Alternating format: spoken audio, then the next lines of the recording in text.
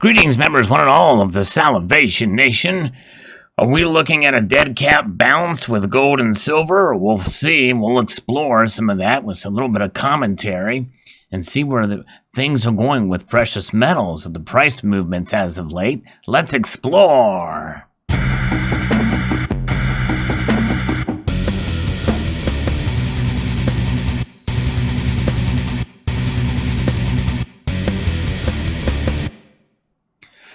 First, we're going to take a look at two articles from Bubba Horowitz. Actually, these two articles were written literally within minutes of each other with this commentary. Said that after last Tuesday's fear blow off to the upside with the immediate reversal, it looked like the tops were in for gold and silver. Suddenly, the metals have found support and are holding at support, and now look like they may have put in a bottom. The blow-off pattern that looked like the metals had put in the highs is resolving itself through consolidation. There are many ways extreme patterns can resolve themselves. In this case, with gold and silver, it appears that they're forming a higher low within an uptrend. We are looking for a reversal, which never came. Although we were negative after that Tuesday blow-off, our algorithms never reversed. We waited and waited for the reversal to come and get short, but it never came. We are long and will stay there with a concerned eye on the pattern and the algorithm. One thing to know for sure, never fight the pattern you have. Play the cards you are dealt, not the ones you want.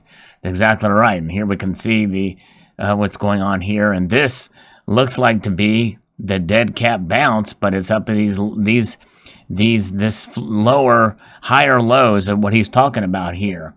And that article was written 2 minutes after this, gold and silver having a dead cat bounce, and this was sent to me by Silver Honda, who drives a blue Honda. I should remind you all of that until he gets a different color Honda. It could happen, or he could paint his Honda.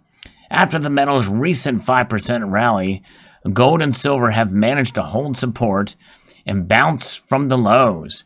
This morning, gold and silver are higher, which we see as a dead cat bounce in markets that are probably going to work their way lower. The overall pattern has turned bearish. However, the sell-off has not turned our algorithm to the short side yet. We're still long in the metals, although we realize the possibilities are that lower prices are coming. The metals are one down day from reversing to the short side. These patterns appear in all markets, which is why we don't talk about the news. The news is more often than not priced into markets long before it ever hits the tape. And that is the key that I want to talk about here. When you get into technical analysis and how they look at these patterns and stuff like that, you have to take into account the psychology behind the markets, and that is driven by news and sentiment. And yes, they can be baked in. However, I disagree with that to the point in terms of how things are handled. For instance, I posted a video the other day about trade, gold and silver going up despite a signed trade deal. I thought that would have been baked in days ago when the news came that more than likely these tariffs, or a lot of them, would remain in place through the election. To make sure that China was living up to its end of the bargain. If you trade the news, you will lose, he goes on to say. Follow the market footprints. They are like a map and will guide you to the correct side of the market. And the thing is what are the market footprints? Here is the chart. And, of course, as of that, this is kind of a screenshot of where it was earlier. This is a later showing, these movements down. I don't know. Technical analysis, I have a lot of respect for people that get into this and see these patterns and can kind of gauge where things are, these candlesticks and things like that. But to me, I'm the opposite. I look at the news and what's happening, and obviously, when people react to quick news, like what happened with the strike, the counter strike from Iran over into those bases in Iraq, obviously, you can act very hastily thinking something is going to happen when it turns out the people's fears were unabated. We didn't go to World War III. There wasn't this big rush. There wasn't this big calamity that people were expecting. And that's just it. you really can't predict, but you also have to keep in mind that there's other factors that do play into it that can have longer term effects that are related to the news or what happens politically.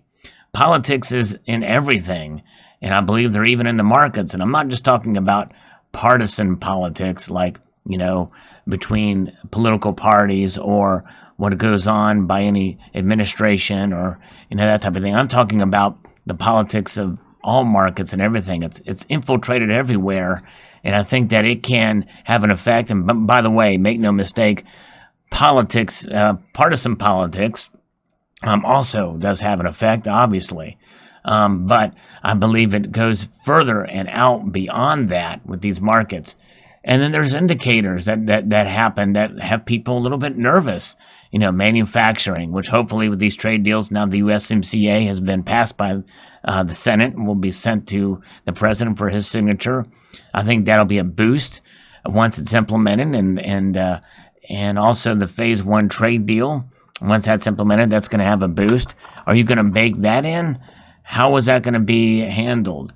Obviously what the Fed does from each time they meet is going to have an effect one way or the other. And that's just it. It goes back to with this dead cat bounce, it goes up and then it falls right back down. But as you can see here, they're higher lows. So let's take a look at where things are with the precious metal prices right now. Everything is down somewhat, but look here, it is barely staying above what I predicted for the week. So about 2 days I was wrong, but it looks like that trailing into the end of the week here, we may see these metals stay where I had predicted at the beginning of the week. 1550 is what I predicted that they would be through the week, with little dips here and there. It turns out that last couple of days they did dip below, or actually Tuesday and Monday, but Wednesday, and here it is Thursday, and they are up, but they're still down just slightly from those times, and this is that dead cat bounce they're talking about there. And silver's at 1801, just barely above $18 there. And platinum is falling a bit, still over $1,000 though, which is pretty amazing. Palladium continues to defy the markets in this term. I mean, there's a tight supply, and people want it. They want it. They need it. And look at rhodium. Rhodium is defying everything. It's now over $8,000, $8,200 now for rhodium. Crazy to think about. So there that is. So, all this to be say, we do like to look at these markets and see what's going on here, and this dead cat bounce. But I do disagree with Bubba Horowitz. I'm not a technical trader. Yes, you can look at patterns, but those patterns can be thrown off by the news. And I don't trade the news. And even though I talk about prices, even from day to day at times, I do try to break things up with other types of videos as well too, related to precious metals. But I do like to keep up with what's going on kind of in the news and how it affects precious metals. But nonetheless, as far as buying is concerned, or even selling, you're right. You don't want to trade based off the news or based off of technical patterns. I don't think you should trade necessarily on that. If it does go low, then yes, it's a good time to buy. If the prices are lower than what they have been, sure. But even if the prices go up, betting on the market, I would never do that in terms of making purchases. I can just purchase less when the precious metals go up. And I think that's the whole idea of what stacking is about. Dollar cost averaging, even if you don't actually track every single purchase, it's going to work itself out. And in that dollar cost average for what you pay, in the long run, you will preserve your wealth.